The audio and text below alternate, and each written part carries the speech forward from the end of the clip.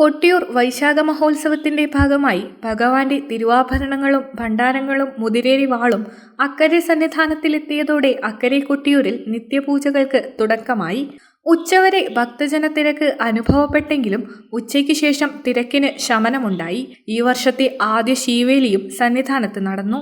മണത്തണ കരിമ്പനക്കൽ ഗോപുരത്തിൽ കൊട്ടിയൂർ പെരുമാളിന്റെ തിരുവാഭരണങ്ങളും ഭണ്ഡാരങ്ങളും ചപ്പാരം ഭഗവതി ക്ഷേത്രത്തിലെ വാളുകളും പൂജാപാത്രങ്ങളും ഗജവീരന്മാരുടെ അകമ്പടിയോടെ എഴുന്നള്ളിച്ച് മുതിരേരി വാളിനൊപ്പം സന്നിധാനത്തെത്തിച്ചതോടെ കൊട്ടിയൂരിൽ സന്നിധാനത്ത് നിത്യപൂജകൾ ആരംഭിച്ചു.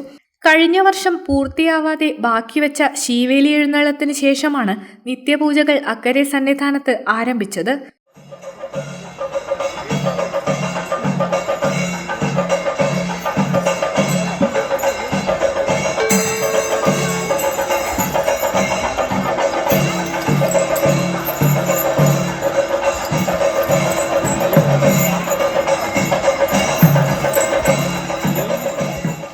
കൊട്ടിയൂർ വൈശാഖ മഹോത്സവത്തിന് സ്ത്രീ ഭക്തജനങ്ങൾക്ക് ഉൾപ്പെടെ ദർശനാനുമതി നൽകിയതോടെ ആദ്യ ദിവസമായ ശനിയാഴ്ച ഉച്ചവരെ ഭക്തജനങ്ങൾ ഒഴുകിയെത്തി.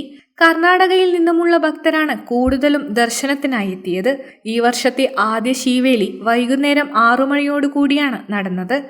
ആക്കാവിള വിഷ്ണുനാരായണൻ, കൊടുമൺ ശിവൻ എന്നീ ഗജവീരന്മാരാണ് ദേവിയുടെയും ദേവന്റെയും തിടമ്പ് വഹിച്ചത്.